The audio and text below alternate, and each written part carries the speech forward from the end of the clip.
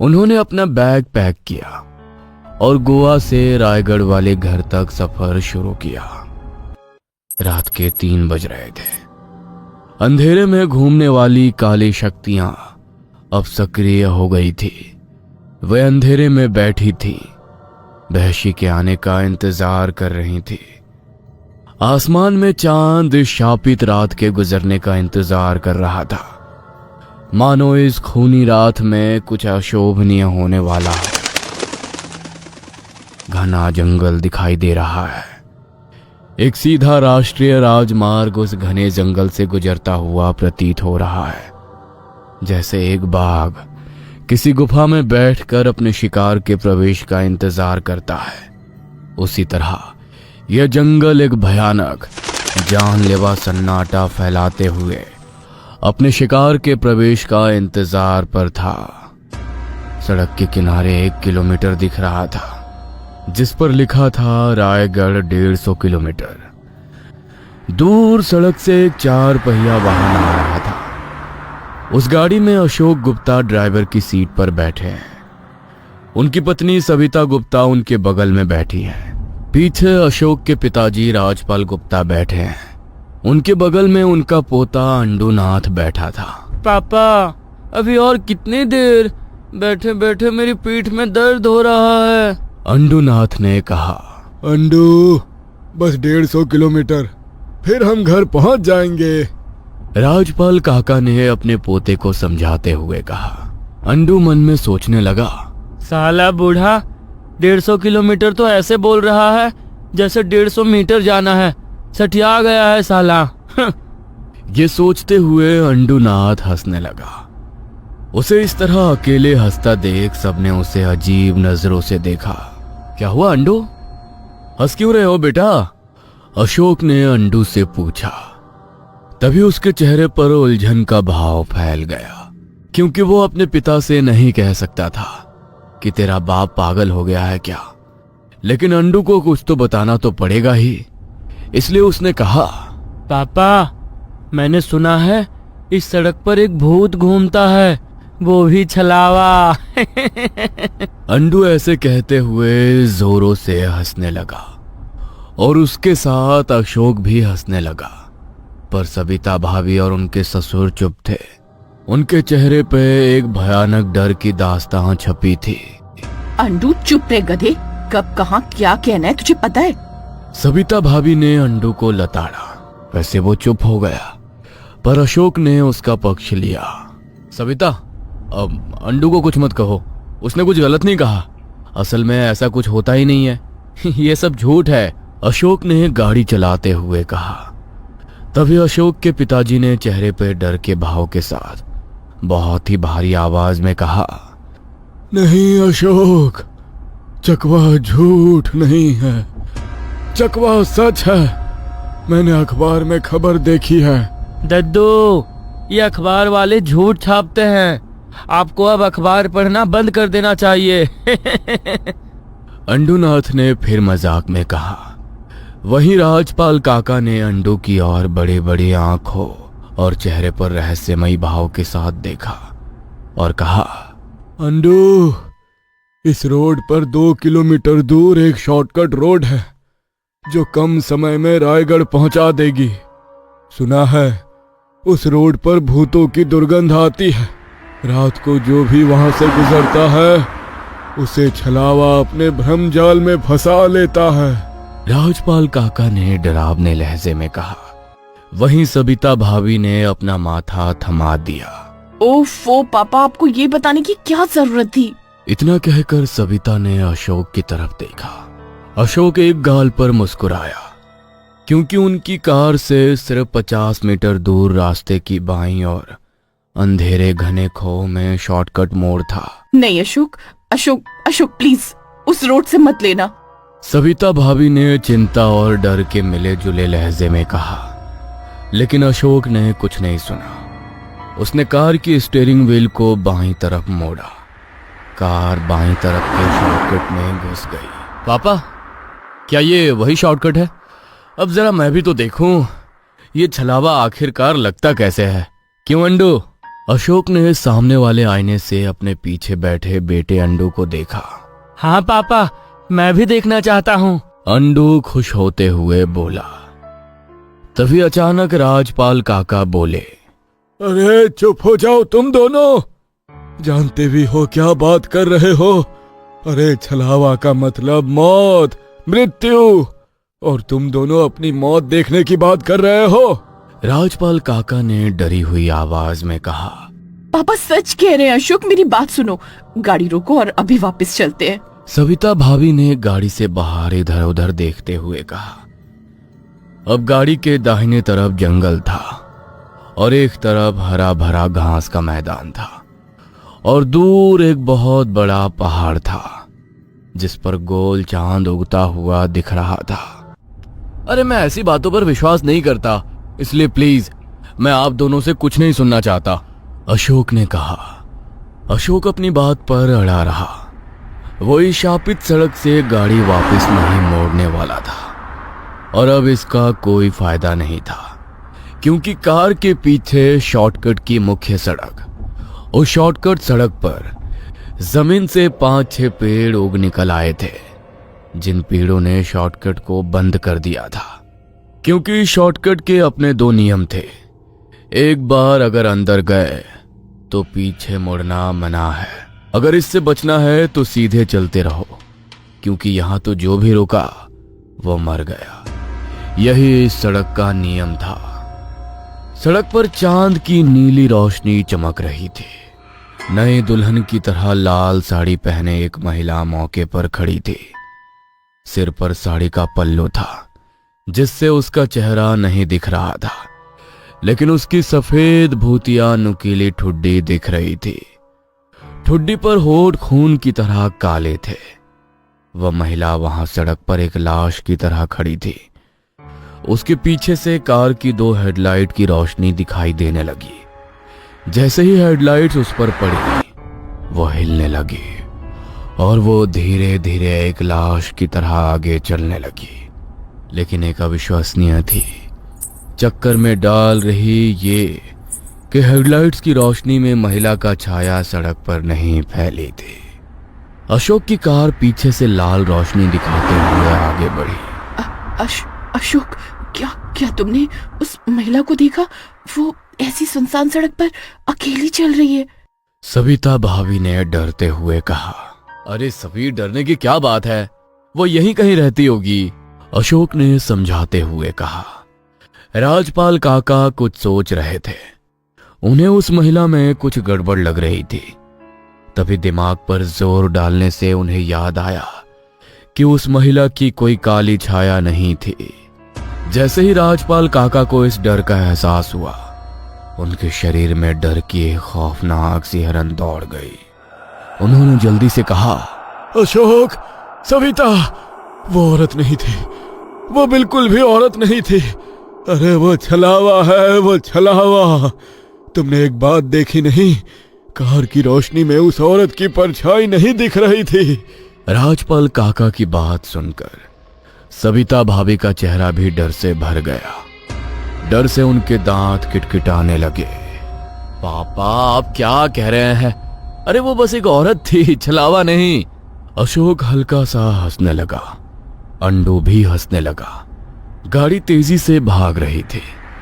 अब पहाड़ी पीछे चली गई और गाड़ी के दोनों तरफ अब घने पेड़ आ गए। उस समय गाड़ी के दोनों तरफ सभी ने एक अजीब, मनमोहक, आश्चर्यजनक दृश्य देखा। अंधेरे में खड़े जंगल में पेड़ों के चारों ओर असंख्य पीले जुगनू दलों में घूम रहे थे। अशोक, सविता भाभी, अंडू सभी इन रोमांचकारी और आनंदित दृश्य को अविश्वसनीय निगाहों से देख रहे थे। लेकिन इन सब के अलावा राजपाल काका के चेहरे पर कोई खुशी नहीं थी, बल्कि एक डरी हुई, भयभीत, डरावनी बेचैनी थी। पापा, गाड़ी रोकिए, हम जुगनुओं को पकड़कर घर ले चलते हैं, अंडूनाथ ने पीछे से कहा। अशोक उस वाक्य पर कुछ कहने ही वाला था, लेकिन राजपाल काका बीच में ही बोल पड़े। नहीं अशोक, गाड़ी बिल्कुल मत रोको। यह जुगनू ये आम जुगनू नहीं है, ये मौत के दूत हैं। ये जुगनू गवाही दे रहे हैं कि हम एक भयानक संकट में फंस गए हैं। अरे हमें बेवकूफ बनाया जा रहा है अशोक, हम फंस गए हैं। राजपाल काका की ये भयानक बातें सुनकर सबिता भाभी फिर से डर गई। अशोक राजपाल काका की बात पर हंसने लगा। अंडू भी हंसने लगा। अरे दद्दू, गोवा में पी हुई शराब अभी तक उतरी नहीं क्या? अंडू हंसते हुए बोला। अशोक भी उसके समर्थन में हंसा। अशोक अंडू दोनों को अभी तक एहसास नहीं हुआ था कि उन्हें छलावा लग गया है। वे दोनों अभी भी इस बात से अनजान थे। थोड़ी देर बाद गाड़ी जंगल की सीमा पार कर गई। अब मलरान फिर शुरू हो गया। पहाड़ी पर चांद निकलने लगा और थोड़ी देर बाद जो हुआ उसे देखकर सबका सिर चकरा गया। मलरान पर एक झोपड़ी दिखाई दी। उस झोपड़ी के खुले दरवाजे से अंदर जलती हुई एक लालटेन दिखाई दे रही थी। 2 पल सबने उस झोपड़ी को देखा। फिर गाड़ी तेजी से उस झोपड़ी के पास से आगे बढ़ गई। सबिता भाभी ने साइड मिरर से उस झोपड़ी को देखा। वो झोपड़ी मिरर में दिखाई दे रही थी। वहीं उस झोपड़ी के काले खुले दरवाजे से लाल साड़ी पहने वो औरत सिर पर घूंघट डाले बाहर आई। उसके हाथ में वो लालटेन थी और उसने धीरे से उस लालटेन को उठाया और अपने चेहरे के पास ले आई और वो मुस्कुराई, दांत दिखाते हुए, कंधे उचकाते हुए हंसने लगी। अशोक, उस औरत को देखो, वो उस झोपड़ी से बाहर आई है।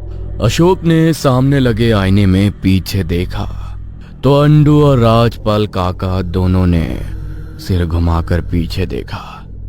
ऐसे ही सबने उस लाल साड़ी पहनी औरत को हाथ में लालटेन लिए झोपड़ी के पास से गुजरते हुए सड़क पर आते देखा, जैसे वो इन चारों की गाड़ी का पीछा कर रही हो।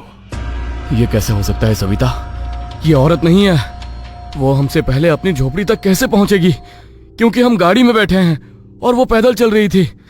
अशोक ने हैरानी से कहा, क्योंकि इस घटना ने उसका भी सिर सुन्न कर दिया था। अशोक, कितनी बार कहूं तुम सबको कि वो औरत नहीं है। वो चकवा छलावा का भ्रामक रूप है। वो औरत भूत है। वो चकवा है जो हमारी जान लेने के लिए हमारे पीछे आया है। राजपाल काका की कहानियां अब कुछ हद तक सच होने लगी थी। अशोक अंडू दोनों के मन में डर पैदा करने लगी थी। कार फिर से मलरान से पीछे छूट गई। अब घने जंगल की सीमा फिर से शुरू हो गई। अब नीचे की सड़क कच्ची थी। कार मिट्टी के गड्ढों से हिचकिचाकर चल रही थी। पेड़ों और पेड़ों के चारों ओर जमा हुआ कोहरा दिखाई दे रहा था और उस कोहरे से अनगिनत पीली आंखें जुगनुओं की तरह चमक रही थी। अशोक के साथ सभी ने कार के दाईं ओर देखा। अब न केवल जंगल में बस जुगनू चमक रहे थे, बल्कि कोहरे में लाल साड़ी घूंघट में एक महिला दिखाई दे रही थी, जिसके हाथ में लालटेन थी। लेकिन उस लालटेन में आग नहीं थी, बल्कि जुगनू घूम रहे थे। उस औरत को देखकर सब डर गए। गाड़ी उस औरत को पीछे छोड़कर आगे बढ़ गई और फिर थोड़ी देर बाद इस बार बाईं तरफ इस बार वही औरत हाथ में लालटेन लिए कोहरे में खड़ी दिखी। इस बार उसके हाथ में पकड़े लालटेन में आग थी। कार फिर उस औरत से दूर चली गई। थोड़ी देर बाद फिर वही दृश्य, वही औरत, मानो पूरा जंगल उस आत्मा की स्पिरिट से भरा हुआ हो। कदम दर कदम वो औरत दिखाई देने लगी। कार में बैठे सभी लोगों के सिर सुन्न हो गए थे। उनके रक्त की धमनियों में भय घुल गया था। अशोक को अब अपनी ही हिम्मत पर गुस्सा आ रहा था। अनावश्यक भय। उसके सहित सभी लोग भूत प्रेतों के जाल में फंस गए थे। हे माँ माता जी, हे राम, क्या हो रहा है हमारे साथ? ये औरत हमें बार बार क्यों दिख रही है? सविता भाभी ने डरते हुए अपने दोनों हाथ कानों पर रखते हुए कहा। उन्हें कुछ समझ में नहीं आ रहा था क्या हो रहा है। सविता, हम फंस गए हैं, भूल भुलैया में फंस गए हैं। यह सब छलावे के भूल भुलैया का खेल है। अब वो हमें बाहर नहीं निकलने देगा। पीछे की सीट पर बैठे राजपाल काका ने उदास और हताश स्वर में कहा। ये शब्द सुनकर अंडू और सविता दोनों मौत के डर से जम गए। उनके चेहरे डर से सफेद पड़ गए। तभी अशोक ने ब्रेक लगाकर कार रोक दी। कार रुकी हुई देखकर सबने एक साथ अशोक की तरफ देखा, पर अशोक डर के मारे जम गया था और सामने देख रहा था। उसके सामने का नजारा इतना डरावना था कि उसकी आंखें मुंह खुला का खुला रह गया था। डर के मारे माथे से पसीना बह रहा था, पूरा शरीर कांप रहा था और थरथरा रहा था। उसे इतना डरा हुआ देखकर सबने एक साथ आगे देखा और सामने का नजारा देखकर सब घबरा गए। कार के ठीक सामने थोड़ी दूर पर लाल साड़ी वाली औरत खड़ी थी। उसका पूरा शरीर हवा में था। उसने अपना सिर नीचे झुका लिया। अरे ओ स्त्री, कल आना। अंडू ऐसे कहते हुए रोने लगा। अंडू, नौटंकी की दुकान, चुप बैठ। ये कोई स्त्री मूवी का भूत नहीं, एक असली भूत है, अशोक ने घबराई हुई हालत में कहा। अचानक हवा में तैर रही उस चुड़ैल ने धीरे धीरे अपना सिर उठाने की शुरुआत की। उसका चेहरा आटे की तरह सफेद था। उसकी ठुड्डी नुकीली थी। उसकी आंखें पूरी तरह से काली थीं, जिनमें 2 पीले बिंदु थे। वो बहरा कर देने वाली आवाज में जोर से चिल्लाई। उसके मुंह से सोनिक बूम अल्ट्रा तरंगे पैदा हुए। उस ध्यान के मुख से आती तरंगों के साथ अशोक की कार धीरे धीरे जगह पर थर थर कांपते हिलने लगी, जैसे मानो वो कार डर से कांप रही हो। ऐसा होने के साथ ही कार में बैठे दोनों अंडू और सविता भाभी डर के मारे जोर जोर से चिल्लाने लगे।